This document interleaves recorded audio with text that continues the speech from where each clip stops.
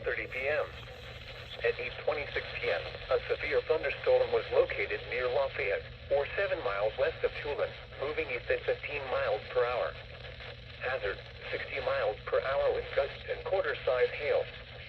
Source, radar indicated. Impact, hail damage to vehicles is expected. Expect wind damage to roofs, siding, and trees.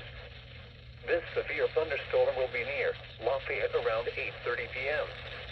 Tulin around 8:35 p.m.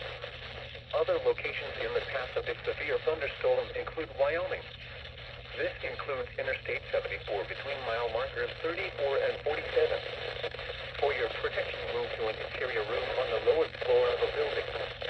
Torrential rainfall is occurring with this storm and may lead to flash flooding. Do not drive your vehicle through flooded roadways.